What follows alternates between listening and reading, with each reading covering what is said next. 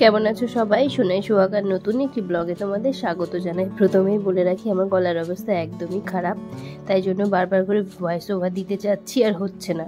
তবে ভাবলাম না, এভাবেই দিই, নাহলে ভিডিওগুলো পড়ে থেকে থেকে একেবারে লেট হয়ে যাবে। তো এখানে আমি একটা কেক বানাচ্ছিলাম। বাড়িতে এইভাবে মাঝে মাঝে আমি কেক ট্রাই করি আর কি বানানোর। যখন কেউ আসে তো তাদের জন্য বানাই, তাদেরও ভালো লাগে, আমারও প্র্যাকটিস হয়ে যায় এরকম। তো তারপরে আম্মুরা এসেছিল, আম্মু, মামুনি, বাপি সবাই এসেছিল।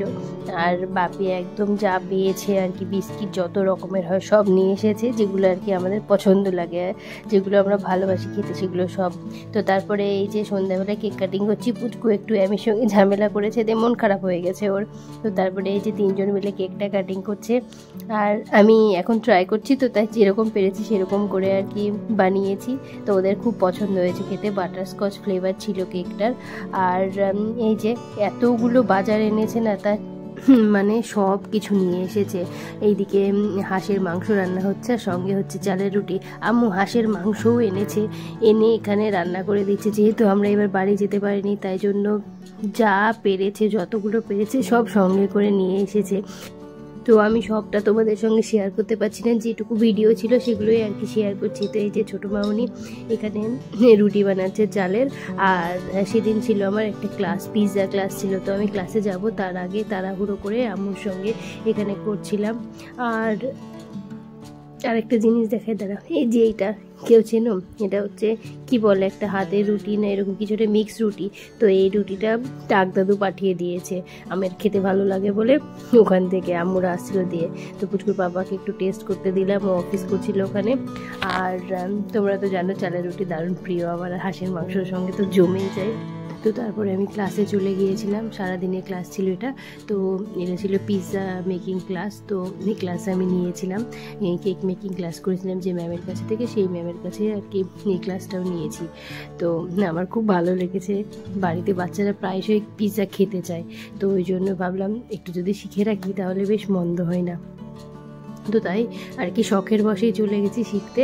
আর যেহেতু আম্মু এসেছিল, অ্যামিকে দেখার লোক ছিল, তাই জন্য আর অতটা চাপ মনে হয়নি। আর ওদিকে বাজারের কথা যেটা বলছিলাম তোমাদের, তো এত সবজি এনেছিল না, আসলে আমার মামাদের মাঠে প্রচুর সবজি হয়, তো পুরো একদম অর্গানিক সবজি। তো সব পাঠিয়ে দিয়েছে মামারা অনেকগুলো, এত এত যে আমার ফ্রিজেই জায়গা হচ্ছিল না।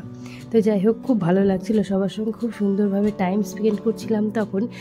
তবে সেই মুহূর্তে খুব বেশি ভিডিও আমি বানাইনি, সবার সঙ্গে এনজয় করছিলাম, মজা করছিলাম, এই করেই দিনগুলো কাটিয়েছি আর কি। তো এটা ছিল মোটামুটি তোমার ওই জানুয়ারি মাসের ওই 19-20 তারিখের দিকে। তো ক্লাসটাও এরকম হয়েছিল। আর দেখে যা টেম্পটিং লাগছিল না পিৎজাগুলো, তো সেগুলো সব বাড়ি এনেছিলাম, বাড়ি ফিরে সবাইকে টেস্ট করিয়েছি আর কি। তো এটা নেক্সট দিন, এত কুয়াশা, এই দিন ছিল 23শে জানুয়ারি। তো পুচকুদের স্কুল ছুটি ছিল, তাই সব রান্নাবান্না সেরে আমরা এখন যাচ্ছি ইকো পার্কের দিকে।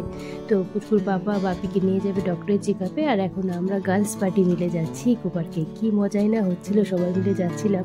ওই দিনটা আমরা খুব মজা করেছি, আর বাইরে বেশ বাতাস ছিল। তো এই তো পৌঁছে গেছি, এখন মোটামুটি 12টার মতো বাজে। তবু দেখো চারিদিকে কি অন্ধকার ছিল, মেঘলা মেঘলা ওয়েদার ছিল। আর ইকো পার্ক এমন একটা জায়গা যেখানে মানে একেবারে সব ঘোরাটা সম্ভব নয়, তবুও যতটুকু পেরেছি আমরা ঘুরেছি। মামুনিদেরকে নিয়ে ঘুরতে বেরিয়েছিলাম, বেশ ভালো লাগছিল। তো মামুনি এবার প্রথম এসেছে, ছোটো মামুনি আর কি আমার এখানে। যখন ওই বাড়িতে ছিলাম তখনও এসেছিল না, নতুন বাড়িতে এসে ফার্স্ট টাইম এলো। তো আমার খুব ভালো লাগছিল সবার সঙ্গে টাইম স্পেন্ড করতে পেরে। বাড়ি যাওয়া হয়নি, তাই জন্য মনটা একটু খারাপ ছিল, বাট সবাইকে পেয়ে হ্যাপি হয়ে গেছিলাম একদম। তো তারপরে এই ইকো পার্কের ভিতরে যে গ্রামটা আছে, ওই গ্রামটায় ঢুকেছিলাম। এত সুন্দর পরিবেশ না গ্রামটার, বলার নেই। কে কে গিয়েছো বলো তো, আমাকে কমেন্ট করে জানিও এই গ্রামটা কার কেমন লেগেছে। তো এদিকে সব ঘুরে ফিরে দেখছিলাম, আর মামুনিও খুব মজা পেয়েছে, বলছে খুব সুন্দর জায়গাটা, খুবই ভালো লাগছে আমার, তাই বলছে। তো ওই তো ওরা খুব কম দিনের জন্য এসেছিলো, ওই 3-4 দিনের জন্য এসেছিলো। তার মধ্যে তার মধ্যে একদিন আমার ক্লাস করতে গিয়ে সারাদিন কেটে গেছে। তো তারপরের দিন ওদেরকে একটু ঘুরতে নিয়ে গেছিলাম ইকো পার্কে। তো যতটা পেরেছি ততটা হাঁটিয়ে ঘুরিয়েছি। তো হ্যাঁ, আমিও অতটাই হেঁটেছি আর কি। আমাদের সঙ্গে তো লাস্ট মুহূর্তেও পারছিল না একদম হাঁটতে। তো তারপরে ওখানে একটু টুকিটাকি খাওয়া দাওয়া করলাম সব। আর ইকো পার্ক এমন একটা জায়গা না, যখনই যাবে তখনই ভালো লাগে আর কি, কিছু না কিছু নতুন নতুন পেয়ে যাওয়া যায়। তো এই যে যেমন এই প্রজাপতি গার্ডেনটা, এটাতে প্রথম আমরা গিয়েছিলাম, এর আগে কোনো দিন যাইনি। তো তারপরে আস্তে আস্তে ঘুরতে ঘুরতে আমরা প্রায় অনেকটাই হেঁটে ফেলেছি। আমরা গেট নাম্বার 4 দিয়ে ঢুকে গেট নাম্বার 2 দিয়ে বেরিয়েছি। তো এখন মোটামুটি ওই 1টা মতো বাজে। একটুখানি রেস্ট নিলাম। রেস্ট নেওয়ার পরে আমরা এবার এই যে গ্রামটায় এসেছি ঘুরতে।